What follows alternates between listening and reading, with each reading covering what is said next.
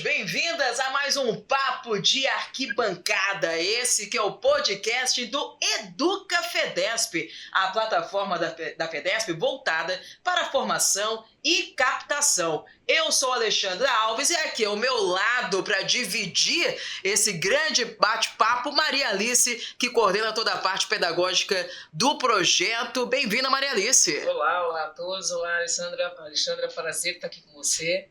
Vamos tocando, que o dia hoje promete. Promete porque hoje o bate-papo vai ser mais do que gostoso. A gente vai falar sobre esporte, educação e esporte escolar. E quem está conosco hoje, Maria Alice, é uma grande pesquisadora de peso, um currículo dela invejável. Eu vou apresentar, vou falar o nome dela, vou chamá-la aqui, e depois de falar do currículo, Kátia Rubio conosco aqui. Bom, bem-vinda, Kátia! Olá, que prazer estar aqui com vocês nesse dia de sol, depois de muita chuva. É um prazer imenso estar aqui com vocês. Ô, Kátia, eu preciso ler aqui, apresentar você formalmente, só que eu sinto falta de um BGzinho, uma trilha sonora por trás, porque o esporte, assim como a educação, estão sendo dentro da cultura, né? Vamos fazer a arte. Vamos fazer a arte. Sim. Então, enquanto eu leio, Kátia, por favor, você pode fazer aí um fundinho musical? Porque, gente, aqui a Kátia, olha só, ela é professora da Faculdade de Educação da Universidade de São Paulo, foi presidente fundadora da Associação Brasileira de Psicologia do Esporte e editora da Revista Brasileira de Psicologia do Esporte. Enquanto isso, olha o que vem como som ao fundo. Olha só, cadê o BGzinho? Cadê? Ó. Olha que chique.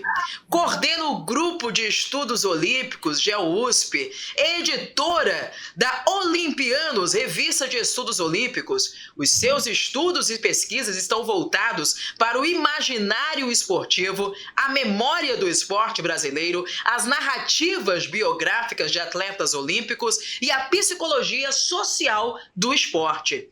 É pesquisadora do Instituto de Estudos Avançados da USP e membro da Academia Olímpica Brasileira.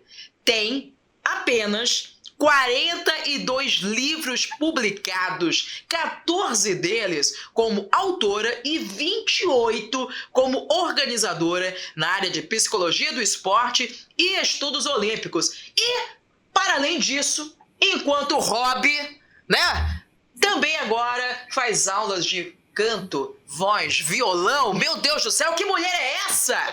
Que nós temos o prazer de ter aqui no Educa Fedesp. Eu ainda estou na pré-escola, era um desejo de pós-carreira e que felizmente eu estou conseguindo realizar com um professor maravilhoso.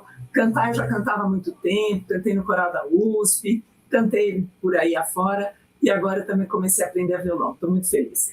Pegando esse gancho, Kátia, dessas grandes possibilidades que nós temos, o esporte, por muitas vezes, ele aparece para a gente, ele é introduzido na escola, mas ele aparece também para a gente enquanto hobby. Mas eu queria saber a sua trajetória. Como Kátia Rubio inicia essa trajetória de pesquisadora, dentro desse campo do esporte, da educação, levando também esse caminho todo para o olimpismo. Conta um pouquinho dessa história. Então, Ale, o esporte faz parte da minha vida desde que eu comecei a andar. Eu fui uma criança muito ativa, comecei a andar com menos de 1 ano, e o esporte foi uma forma, hoje, olhando em retrospectiva, o esporte foi fundamental na minha vida para ser aquilo que eu sou hoje. Foi um meio de expressão de uma criança extremamente energizada. Eu vejo as tiras do Menino Maluquinho. Eu era a própria menina maluquinha. Eu entrei na escola muito cedo, eu fui para a escola com 5 anos, já no primeiro ano. Então, esse excesso de energia, ele era muito bem-vindo nas práticas esportivas dentro da escola. Então, eu participei desde a 5ª série, ainda com 9 anos, dos campeonatos escolares. Depois nadei, fiz ginástica, depois eu acabei me encantando com o voleibol, e no voleibol eu fiquei muitos anos. Cheguei a jogar em clubes, mas eu sou de uma época em que o esporte era amador. Sim. Existia essa condição do profissionalismo, e isso reduziu as minhas chances de me dedicar ao esporte integralmente, e também não fui privilegiada com um corpo, uma altura que me permitisse jogar voleibol em alto nível. Mas joguei até os 20 e tantos anos, e prestei educação física, não passei no vestibular, fui fazer faculdade de jornalismo. Olha só. Sonho de trabalhar com jornalismo esportivo, mas a vida me levou para outros cantos, fui trabalhar com publicidade. No plano Collor, eu tive um impacto profissional muito grande, resolvi voltar a estudar, fiz psicologia, e na faculdade de psicologia eu descubro a psicologia do esporte. Sim. Então era como se eu voltasse às origens por meio agora da produção de conhecimento. Sim. Então eu me dediquei à psicologia do esporte já ainda na faculdade, na graduação. Era um campo ainda muito pouco desenvolvido no Brasil. Colaboro no Conselho Regional de Psicologia com a criação do grupo de trabalho para criar a especialidade na psicologia brasileira. Então, ajudei a escrever a orientação do que é a psicologia do esporte no Brasil. Criei um curso de especialização no Instituto Sete Sapientes, que foi o primeiro curso reconhecido em nível de especialização, e desse curso brota a Associação Brasileira de Psicologia do Esporte, da qual eu fui a primeira presidente. Então, fiquei na presidência 2 gestões, e hoje sou uma associada que colabora para o desenvolvimento da psicologia do esporte no Brasil. Gente, assim, você contando, né, Kátia? É muita coisa, gente. Olha só, muita coisa. E você trouxe, quando você começa, né, essa sua fala, falou que iniciou cedo ali aos 5 anos, vem uma coisa muito forte que também é a base da sua pesquisa, são memórias. Né? Como que deu esse trabalho de construção das memórias esportivas? De onde surgiu? Da psicologia? Enfim, conta pra gente. Se foi da psicologia, de um desejo pessoal, fazer todo esse estudo? Então, vem da minha tese de doutorado, que eu trabalho a formação do atleta e o mito do herói, e também por uma necessidade de pesquisa. Eu tinha que desenvolver uma linha de pesquisa dentro da universidade, e eu precisava escolher um tema que não fosse a psicologia do esporte, porque ela já tinha outras entradas. Sim. E eu vou, então, para os estudos olímpicos. E ao me dedicar a conhecer a história dos atletas olímpicos brasileiros, eu descubro que eu amplio o meu campo dentro da psicologia do esporte, conhecendo como ninguém os atletas olímpicos brasileiros, que são a fonte de inspiração para muitos jovens se tornarem atletas, não é?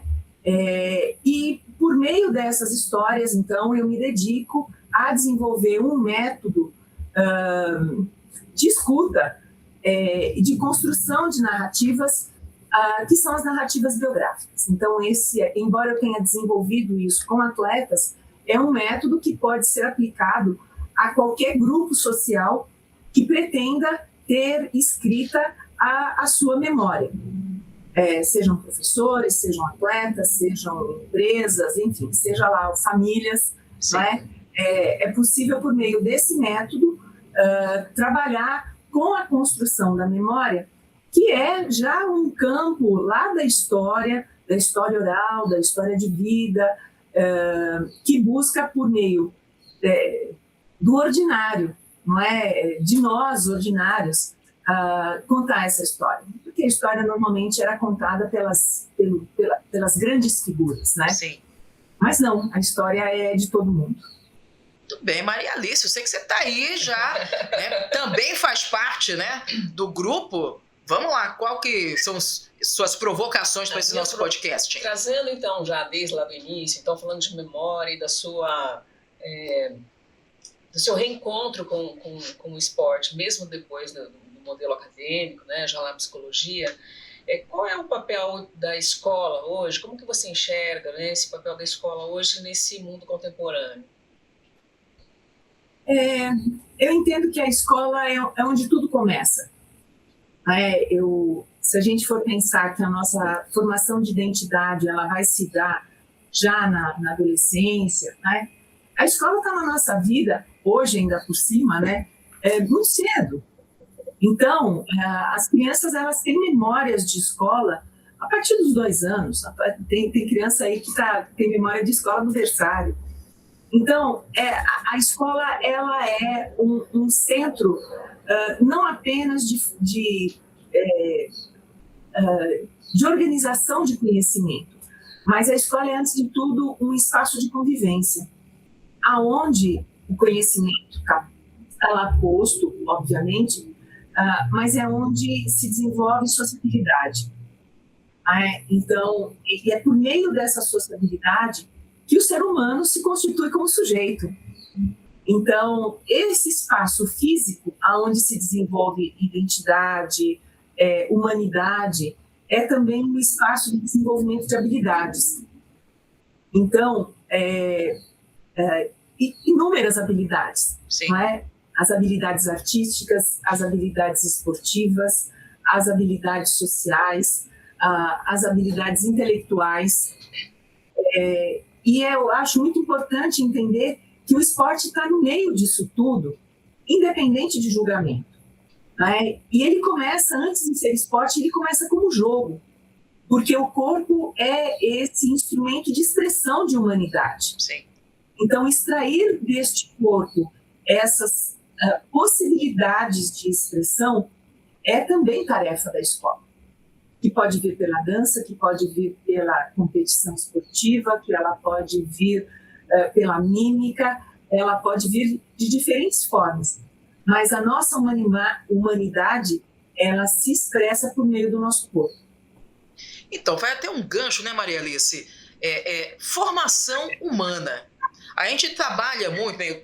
Eu vou pegar um gancho seu também, Kátia. Eu lembro que eu também quis colocar minha filha muito cedo na escola para que ela tivesse um ambiente social.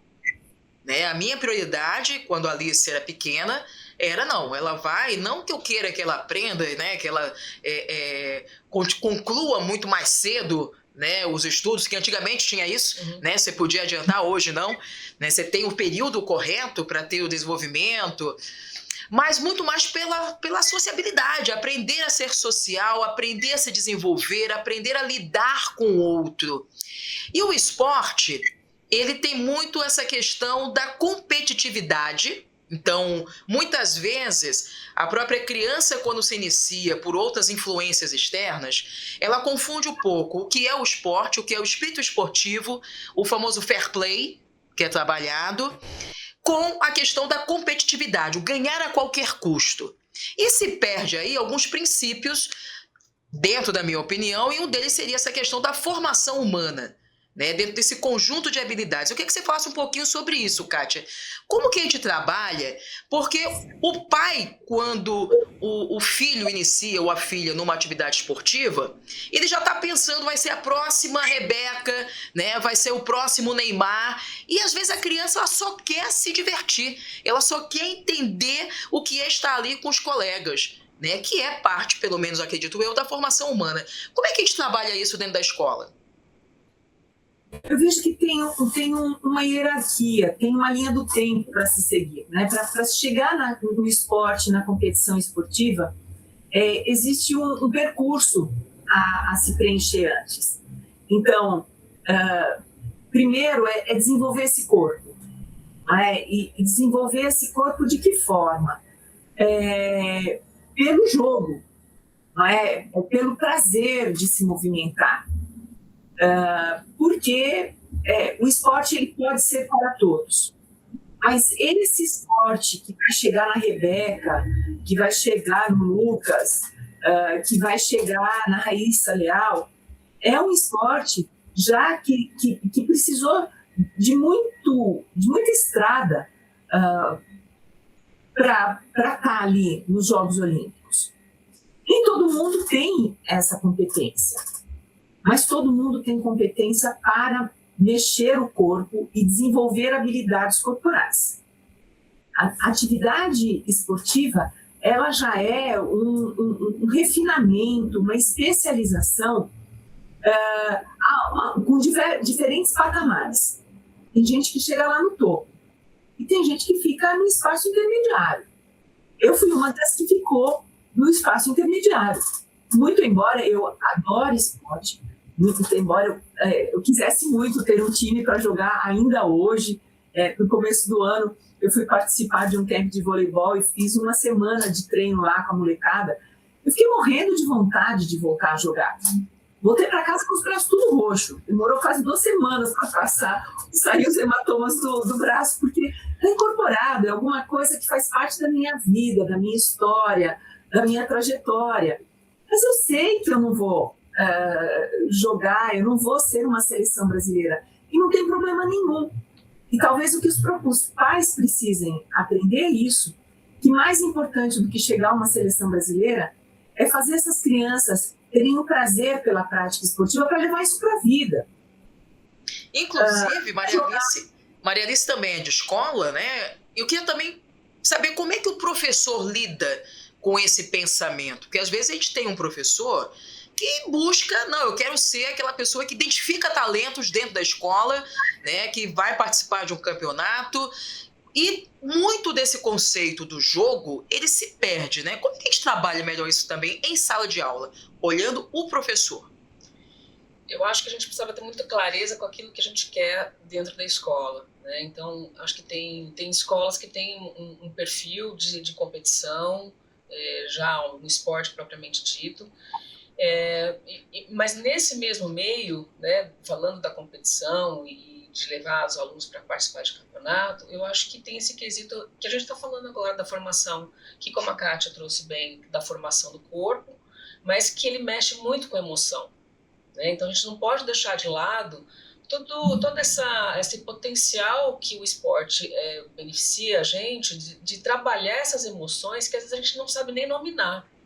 Né? Eu não sei, às vezes, o que é raiva, o que é eu quero ganhar qualquer coisa, mas espera aí, não, tá doendo, mas tá doendo onde? Tá aqui, ó, tá aqui dentro, tá na alma, né? Então, esse campo fértil que a gente tem no esporte, dentro da escola, a gente não pode abrir mão, mesmo que a gente tenha, assim, um perfil de competição, mas acho que esse momento de trabalhar esse emocional, esse socioemocional, dos nossos alunos é que fazem muita diferença, até porque é uma condição de formação de atleta.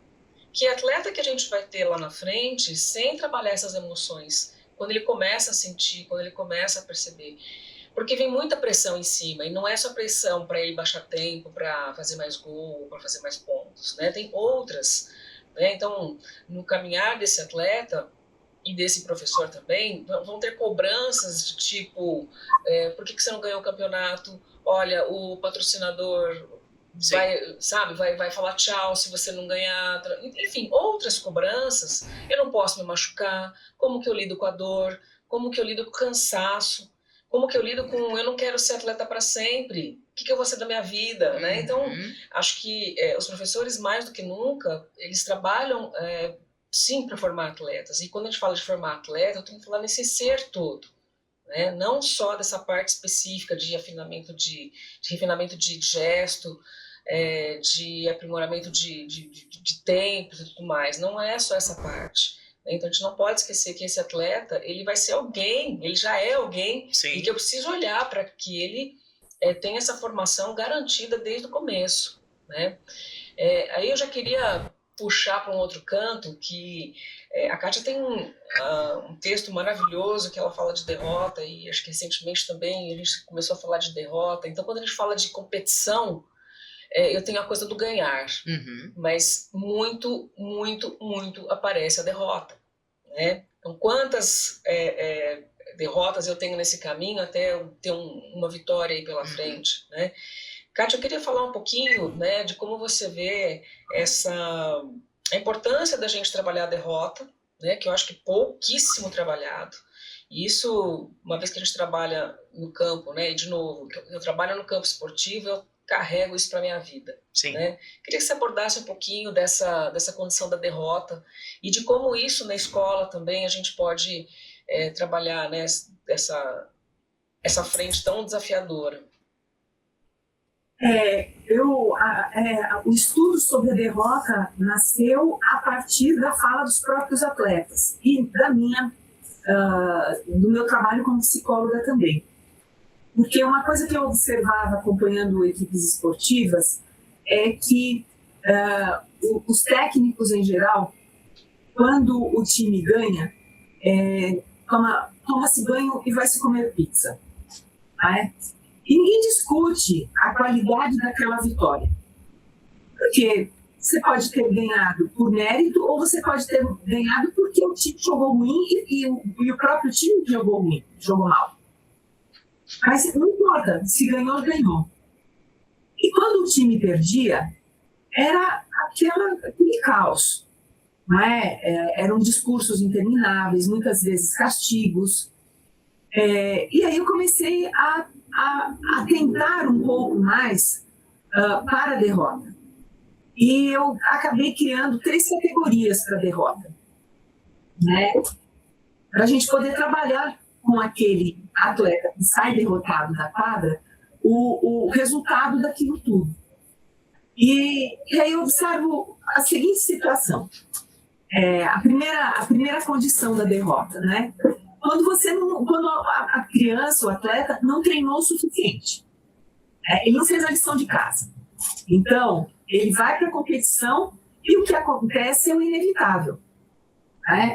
Porque hoje em dia treinamento esportivo é uma coisa muito desenvolvida, você estuda o adversário, então você sabe de antemão as estratégias que precisam ser usadas na competição para poder ir bem nessa competição. Então, primeiro nível de derrota é a derrota para si mesmo. Agora tem um segundo tipo de derrota, que é quando o adversário é superior. Né? Então, por mais que você se entregue, por mais que você faça para chegar a um resultado positivo para si mesmo, é preciso tirar o chapéu do cara que está do outro lado, porque ele foi melhor, porque ele é melhor. Eu acabei de escrever um texto agora, que vai ser publicado a semana que vem, falando sobre a história do Oscar. Né? Então, assim, somos todos Brasil, porque o nosso é melhor, alto lá. Né? Vamos entender quem é o outro e mais do que isso, se o outro é bom, ou melhor ainda, se ele é melhor, a gente tem que se curvar e aprender com aquela derrota. Essa é a melhor de todas as derrotas. Sim. Né? Sair de quadra sabendo que a gente fez tudo que a gente podia e ainda assim não foi suficiente. Ou seja, existe um espaço para o crescimento. Existe espaço para desafios. Eu posso chegar aonde eu ainda não cheguei, mas o meu adversário já chegou. Então, do ponto de vista humano, ele está me mostrando que eu ainda tenho espaço a percorrer. Segundo tipo de derrota. E aí tem a terceira derrota, que essa é muito dolorida, que é a derrota para o imponderável. É aquilo que foge ao nosso controle. É o erro do árbitro, é a sacanagem institucional, é o tapete puxado, é o doping, que são questões que fogem ao controle do que eu faço. Então, se ainda assim a pessoa que entrou em quadra, que entrou em campo, fez o seu melhor, ela olha para essa derrota e diz assim, fazer o quê? Nem tudo está na minha mão. Mas há pessoas que não toleram essa disposição do universo. E ela carrega muitas vezes a dor de uma derrota sobre a qual ela não tinha qualquer controle. E no caso de atletas de ponta, né, de nível olímpico, enfim, os grandes atletas de nível profissional, muitas vezes isso é uma marca na carreira deles, porque leva à perda de um patrocínio, a quebra do contrato, enfim. a derrota, ela dói na alma e para alguns ela dói também no bolso. Fazendo gancho com isso, bem, só reforçando que você está aqui conosco, né, ouvindo o Papo de Arquibancada. Hoje nós estamos com a temática esporte, educação e esporte escolar, com a nossa queridíssima Kátia Rubio, né? A Kátia Rubio, assim, não é aula, né? Ouvir a Kátia Rubio é muito mais, né? Ela faz provocações que trabalham com memórias, que colocam a gente em situações que nós já estivemos, todos nós, porque a grande maioria de nós já passou pela escola, né? Já passou por alguma atividade física, conheceu um esporte dentro da escola, e aí nesse gancho da derrota, quando a gente fala, né, do sistema escolar, Kátia, você acha que o sistema escolar brasileiro hoje, ele está preparado para trabalhar de fato o esporte escolar como deveria, trazendo justamente essas questões de trabalhar a derrota, de trabalhar valores éticos, de saber o que é a modalidade, para além do alto rendimento? Estamos preparados? E se não estamos, já emendando com a próxima pergunta, né? O que falta, né? Como aprimorar para que a gente possa ter uma melhor formação na base, porque a gente sabe que o esporte, de fato, ele começa na escola, né? A base do alto rendimento está aqui, está na escola. Ale e Maria Alice, né? Veja, eu entendo que o esporte ele pode ter uma ação pedagógica para além do movimento do corpo humano. Eu sou do olimpismo. O olimpismo nasce como uma utopia, né, que tinha o esporte como um meio para o desenvolvimento da paz, um meio para a educação, um meio para muitas coisas. Então, quando eu vejo o esporte escolar no Brasil, eu vejo a possibilidade de um grande movimento, que é o que a gente fez durante um tempo com as Olimpíadas da cidade de São Paulo, que junto com a competição esportiva e um monte de outras coisas, não é? Então, vinham cursos, vinham discussões, vinham elementos para a formação, e não falo só do gesto técnico do esporte, mas tudo aquilo que o esporte traz para a gente tem um universo de formação humana em diferentes níveis, para as crianças, para os professores, para os árbitros, para todas as pessoas envolvidas na cadeia competitiva. Então, até o motorista do ônibus entra aí, porque as crianças no trajeto da escola para a competição, muita coisa acontece dentro do ônibus, não é? E ali já se pode ter uma ação pedagógica muito importante. Agora, a gente precisa ter claro disso. E para isso a gente tem que dissociar o esporte apenas e tão somente da competição. A gente tem que entender o esporte nessa sua competência muito mais ampla. Maria Alice? Vamos lá. Bom, você ouviu, acho que com raras exceções, todos os atletas olímpicos brasileiros que foram, né, participaram de alguma edição olímpica. Nessas histórias todas, Kátia, a gente sabe que apareceu, né, a escola, apareceu o professor, né? Então, conta pra gente um pouquinho, porque assim, quando a gente está na escola, a gente sabe do aluno que tem o talento, que vai ser encaminhado, que vai para o rendimento, e aí você fala, olha, aquele aluno começou comigo, mas às vezes você não tem a oportunidade de ouvir dele o que aconteceu, se foi importante isso ou não, ou se quando ele passa para o rendimento a vida dele muda tanto. O que marcou. Exato, né? Então assim, eu fiz um encaminhamento e foi simples, isso era uma trajetória de vida, talvez que ela aconteceria de alguma maneira, mas não, né? A gente sabe de atletas que fazem referência a esse professor como uma grande importância da carreira dele, da vida dele. Você pode contar pra gente um pouquinho, né? Porque você, como ouviu muitos que chegaram no topo, né? E que participaram de várias competições mundiais e de edições olímpicas, isso faz todo sentido pra gente que está na escola, que começa, né? A despertar esse sonho, essa inspiração nesses alunos. é legal você trazer isso, porque muitos professores reconhecem os seus alunos lá no alto rendimento, mas poucos deles sabem que esses atletas jamais esquecerão da figura daquele professor que encontrou essa criança na escola e percebeu nela um grãozinho ali, uma chama que a diferenciava dos demais. Veja, eu acho que é importante a gente dizer que quando a gente fala diferenciado dos demais, não é porque os outros foram excluídos. Não, é porque existe ali nessa criança mais do que simplesmente habilidade. A gente descobriu nessa pesquisa que não é só a sobra de habilidade que leva uma pessoa a ser atleta olímpica, né? Você tem aí questões de ordem internas que determinam, né? Então, todos os atletas olímpicos que citaram o nome dos seus professores como responsáveis por essa ampliação do desejo de ser atleta, nós colocamos num livro Atletas Olímpicos Brasileiros, né? Porque a gente entendeu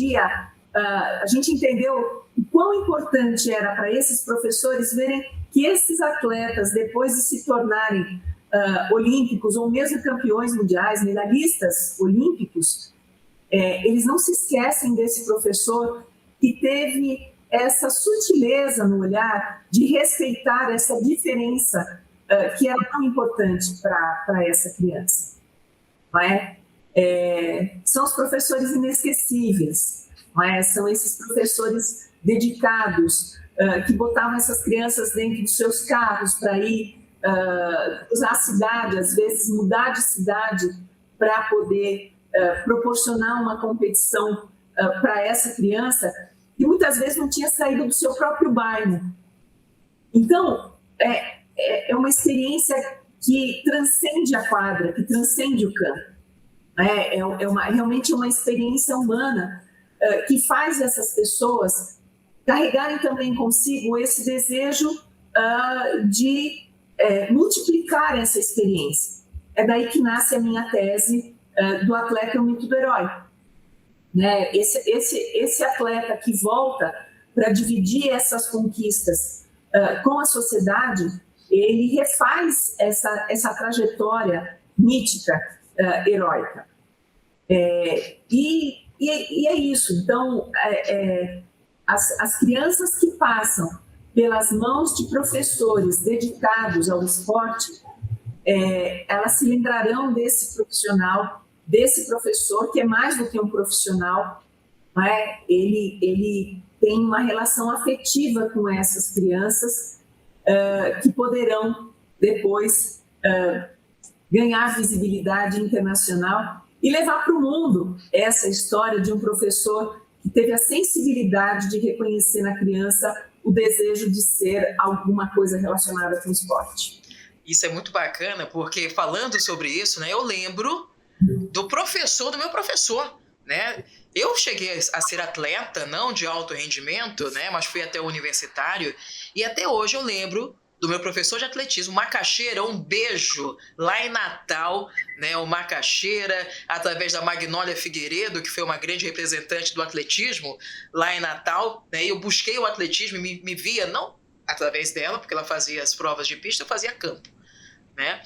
Mas eu lembro até hoje com muito carinho do Macaxeira. Às vezes, quando eu vou até Natal visitar meus pais, eu encontro com ele, que foi de fato ali onde eu tive o primeiro contato com o esporte. E hoje estou aqui, né, do outro lado, trabalhando, né, também com o esporte, né, de uma maneira a contribuir, que não necessariamente, né, competindo. Então, é tão legal isso que você está falando, porque quando eu tinha coluna na Folha de São Paulo, eu uma vez fiz um texto chamado Minha Professora Inesquecível, que foi a minha professora que lá aos 9 anos, na 5ª série, me levou para o primeiro campeonato escolar. Maria Keiko Morinaga, né? Eu também lembro o nome dela até hoje, e eu escrevi o nome dela nesse texto. Uhum. E esse texto rodou. E um belo dia toco meu telefone e era ela me procurando para retribuir o carinho da lembrança do nome dela. né? Ela hoje é uma professora aposentada, morando fora de São Paulo, mas ela falava assim, eu também não te esqueço, mas eu não te esqueço porque você era um capeta, né? Você não...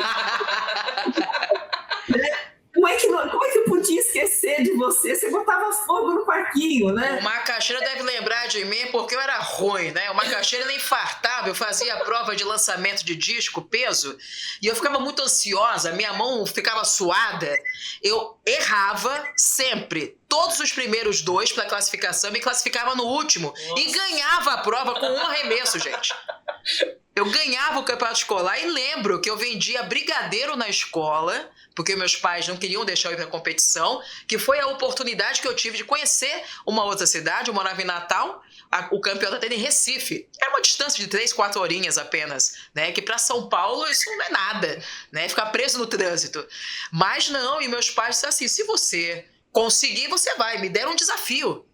E aí eu e outros amigos vendíamos brigadeiro na escola, nem sabia como fazia brigadeiro, fomos pesquisar, enfim, e fomos para a competição, inesquecível, tanto que está aqui, eu com quase meio século de idade na cabeça, lembrando desse fato.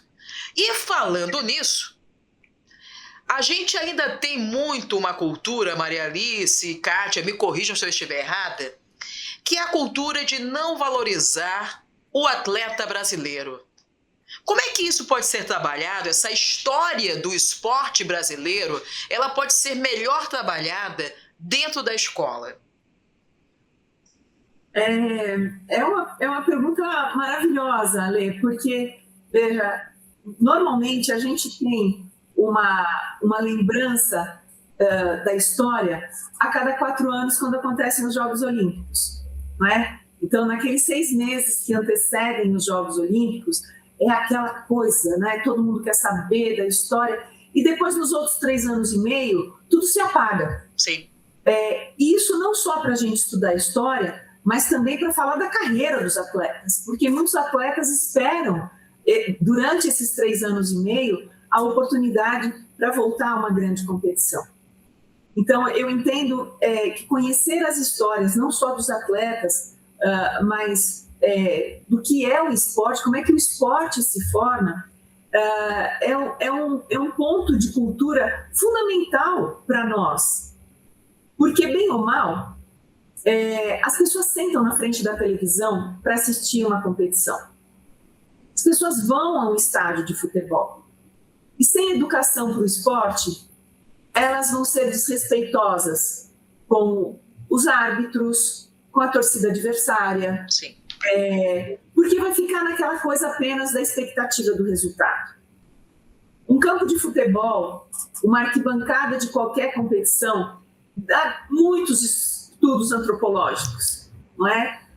Porque ali as pessoas se manifestam, e elas se manifestam de uma forma nem sempre muito produtiva. Então, educar para o esporte não é simplesmente jogar bola, não é?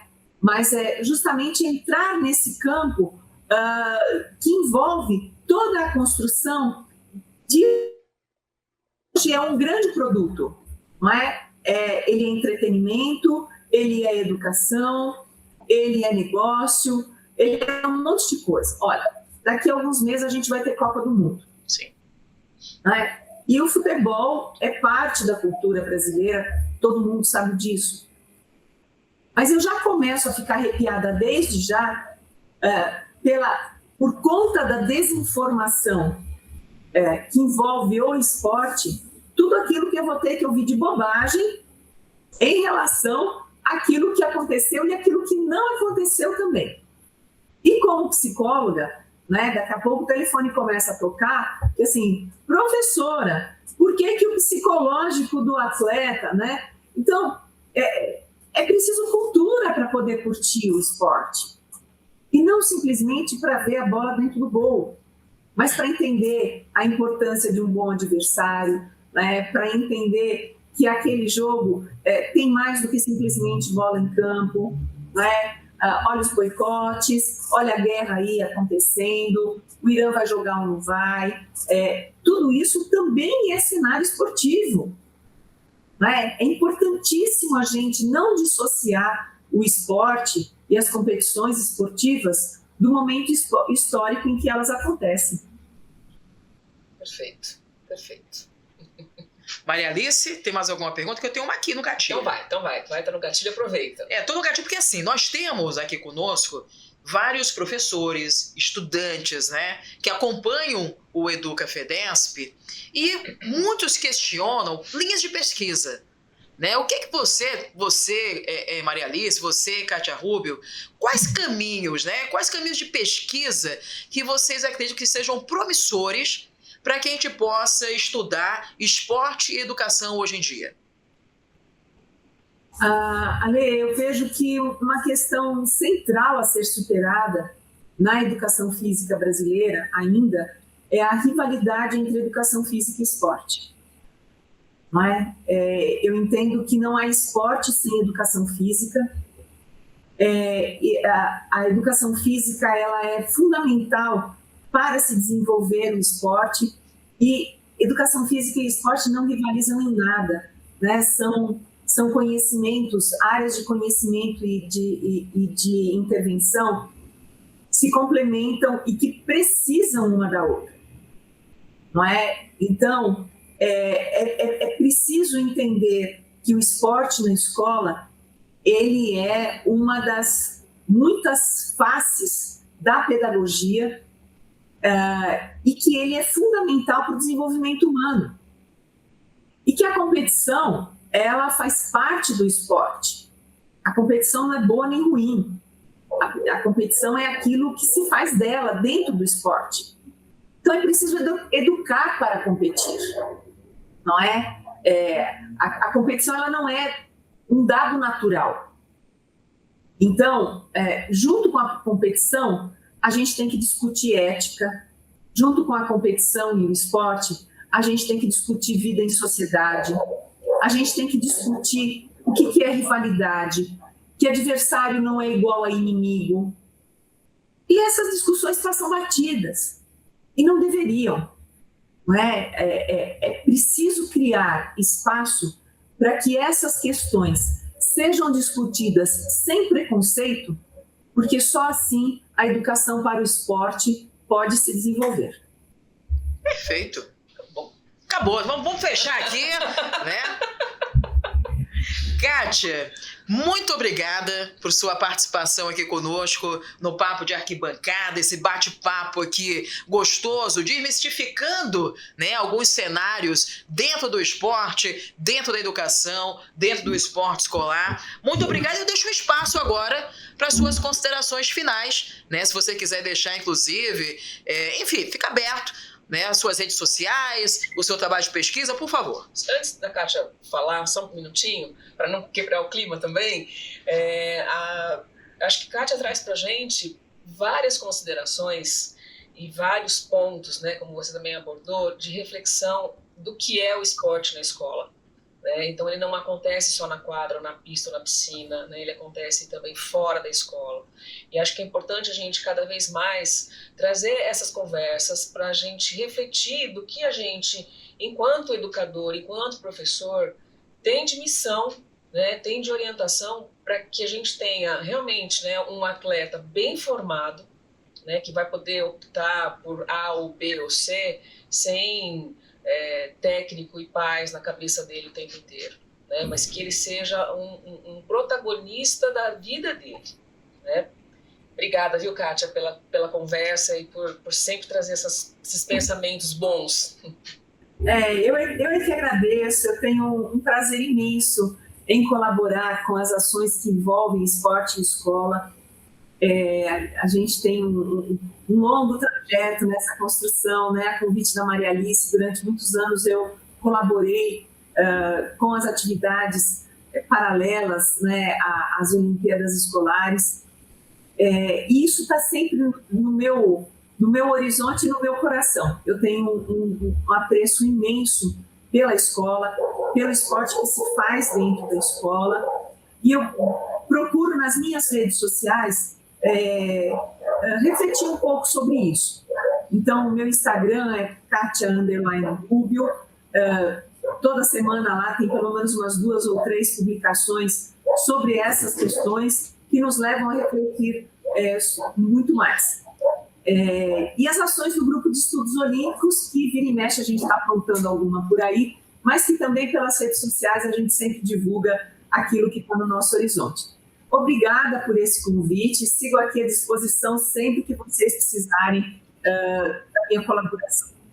Pois é, e você acompanhou então conosco essa discussão de esporte, educação e esporte escolar aqui no Papo de Arquibancada, um podcast do EducaFedesp. Se você ainda não conhece os cursos, as capacitações do EducaFedesp, acesse o nosso site, vai aparecer também para você aqui na tela o www.ef.org.br. A Kátia, inclusive como uma das professoras, a Maria Alice aqui, como a nossa grande coordenadora pedagógica. Então, gente, produtos de qualidade, cursos de qualidade, qualificações você tem, porque Fedesp, o esporte, ele começa na escola. Forte abraço e a gente se vê no próximo podcast.